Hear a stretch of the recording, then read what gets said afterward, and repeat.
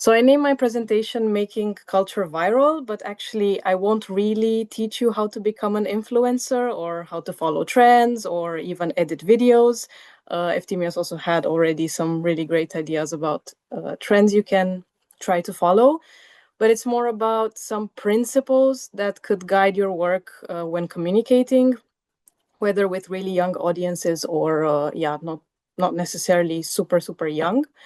And I have to say that I come from this from the perspective of someone who engages with her audience fully online almost, and it's mostly Gen Z actually, maybe some Gen Alpha also.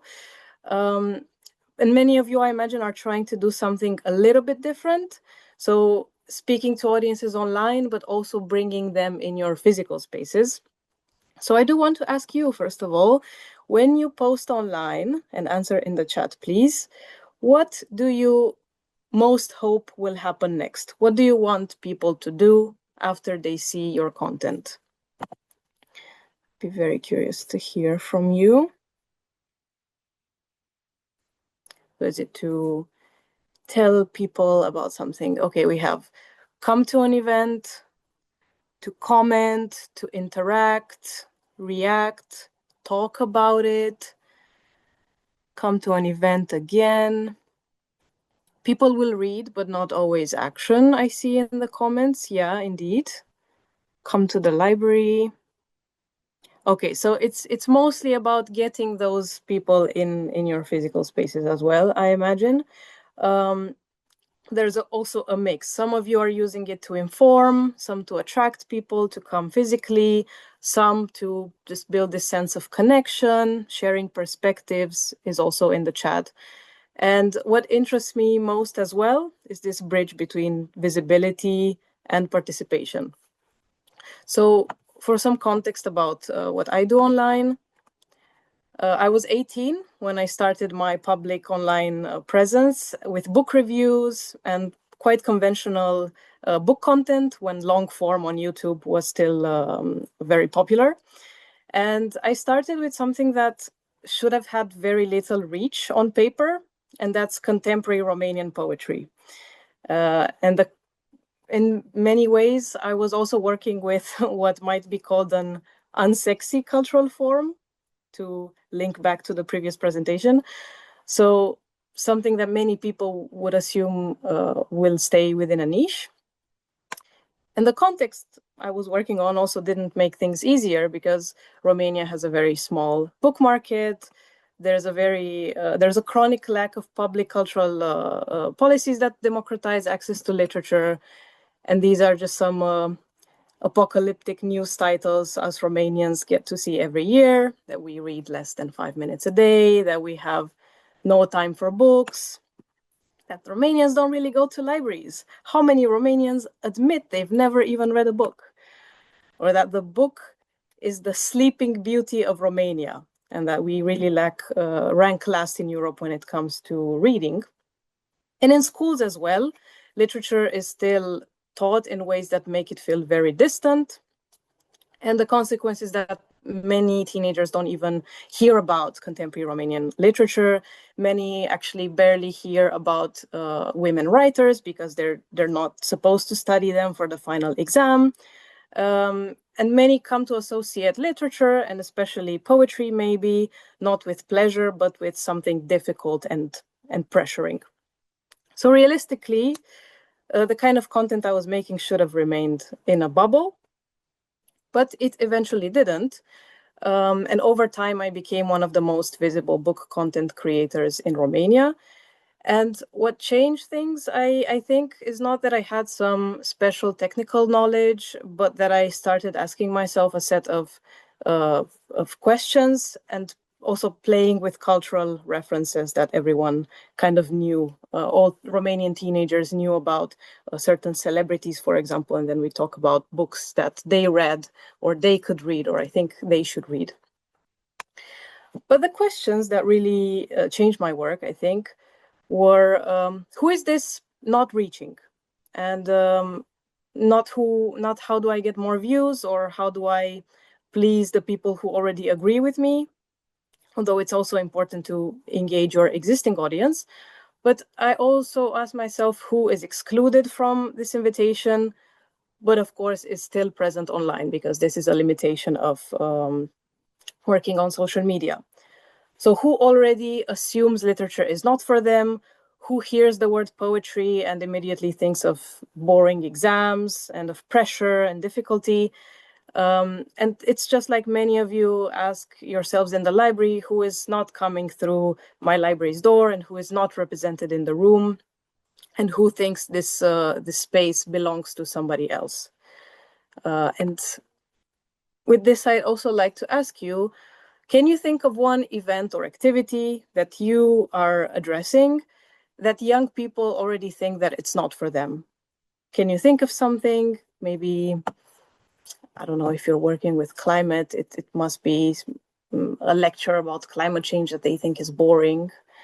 But let's see your own examples. Boring book presentations.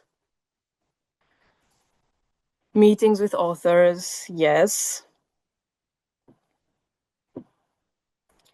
Maybe sometimes the library itself. Maybe it's not seen yet as a very sexy cultural hotspot.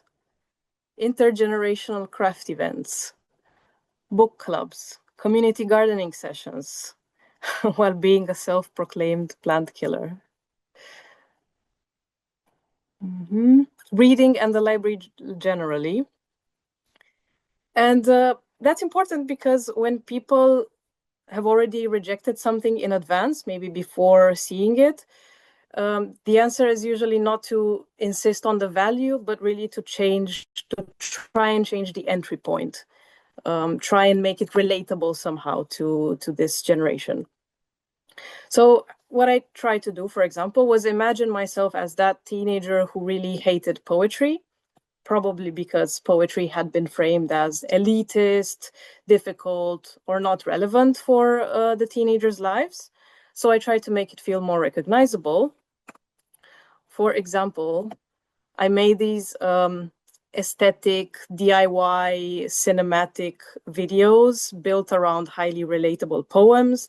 There were poems about growing up, poems about heartbreak, inequality, loneliness. Here I put a video of, it's this poem comparing a stew with addiction, and it brings that into heartbreak, a discussion about heartbreak and addiction to love with a person who is not reciprocating that love. And then I used images from a trip I had with my friends where we were actually making a stew. Or I just try to show a contemporary poem with images of my friends being very in love and young and beautiful and whatnot. And the idea is simple, just for poetry to feel less like a school subject and more like a language for these feelings and realities that young people already knew. And one thing, I am speaking mostly about Gen Z in my presentation. But if I were to engage Gen Alpha, for example, I might think about recommending poets that their favorite Twitch streamers might enjoy, or departing from maybe Minecraft characters and associating them with poems or something like that. Then another thing that I did was to look at my interest reading literature aside from the outside, because for many young people, a career in literature or the humanities can seem very exotic, maybe even ridiculous. So for example, growing up, I, for one, would always hear from my colleagues who went into IT and other money-generating domains, how doomed I was for picking literature as my study domain. But instead of resisting that, I sometimes used it to draw curiosity. So instead of saying, here's why you should read literature, I would say, literature is completely useless. But then I would, of course, prove otherwise. Or I might ask, what even happens in a poetry workshop? Why would these strange teenagers even spend time doing this? So asking questions that create this friction or challenge some assumptions. And I think libraries can also do something similar. And instead of saying, come to our event, you might say, oh, this place is really dead. Like, it's full of dusty books. And then you actually show people interacting, laughing, having fun at your event. So making people curious enough to take a step toward it. And as I just briefly mentioned before, another technique that worked was showing that sometimes celebrities read as well, and judging whatever books they read. And this was also a trend from abroad. And, if I were addressing Gen Alpha, again, I would look at figures that they are really preoccupied with, or TikToks around skibidi toilets or other trends that I can try and somehow associate with books or with, in your case, with activities in the library. But of course, attention is just one part of the story. And at some point, my question changed again. And it's also perfectly normal and actually desirable if your guiding question keeps evolving. So it became, how do I move from this attention to actual participation? And how do I make people feel that they're actually part of something broader than just my own posts and my own recommendations? Because views are not community. And what actually builds that engagement is participation, like many of you know. And it's not really different on social media, because young people don't really build these attachments through announcements alone, but they want to be part of something. So one of the ways I tried doing this was through participatory reading challenges. And libraries have been doing versions of this for a long time, of course, but I just did it online. So the purpose of the challenge was often to get people to read outside of their comfort zone. And there would be simple prompts like, read a book that has been sitting on your shelves for over 3 years or something like that. Or in 2023, I launched this challenge that is called The World in Books. And what mattered to me was how to make this challenge really circulate. So if you join the challenge, you read at least a book from every country in the world. And then I prepared this template that people can share and use. It's also available on Canva for people to complete online. So you can just track your reading. And people don't just come back to my profile for recommendations, but they can also track their own progress. They can share their own progress through their posts. They can invite friends to join in. I'm really happy that I managed to distribute this poster throughout the country with a collaboration with a national bookstore chain. So that was really cool. But you can also just follow the online template model and maybe print a couple and distribute them in your library and actually get people to join in. Maybe have young people create book reviews and then go to your social media pages as well. So moving in between the physical and the online space. And then, because guiding questions always evolve, the question I ask myself more and more these days is, how do I make it clear that literature speaks to the social, political realities that people already care about? So how do I show that books are not separate from the world around us? And one thing I like to do, and I think this can apply to anything you want to promote as well, is talk about a book without making it very obvious that I'm talking about the book. So starting with a broader issue and then bringing in the book into discussion as a side note, kind of. Beginning with an issue, a feeling, an event that people are connected to. And here I included a GIF of a video where I spoke about a violent incident in Romania where Nepalese food courier was attacked by a Romanian young person fueled by far-right politicians on social media.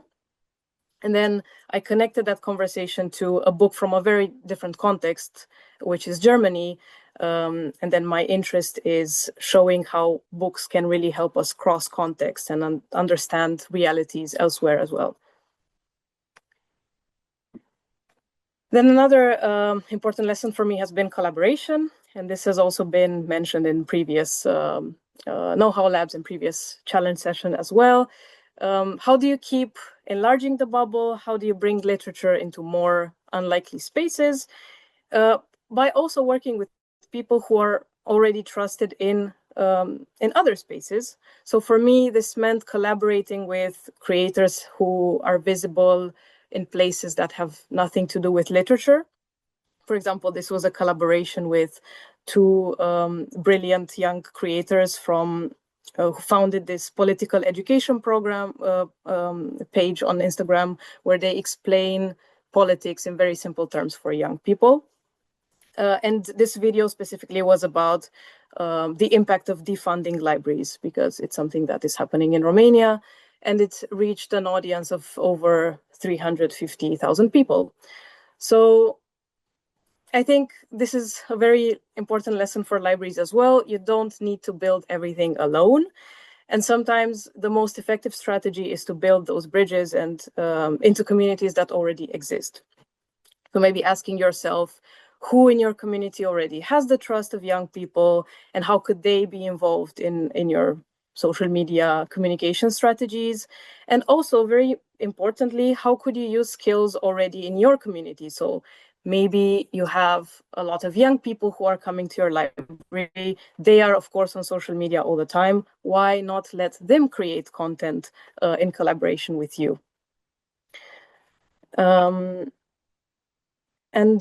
other questions that I think also matter and that you could start asking yourself is, who is excluded from our current invitation on social media? And how does my project connect to the realities they're already living? And to close, I just love to share a couple of ideas that you could already try next month even. Maybe inviting a young creator into your library. It doesn't have to be someone with a huge audience, but even somebody who has a couple thousand interested young people. Young creators usually tend to be pretty open with these invitations. So from my experience, at least, so you can just give it a shot. Maybe test a participatory challenge, not necessarily around reading, with an online component, and just bringing it outside of the library as well. And maybe starting from a socially relevant question instead of thinking about how to just announce an event that you have coming up. Please let me know if you have any questions in the chat, or just feel free to open your microphones. Thank you for listening, and I hope you get some valuable inspiration from this.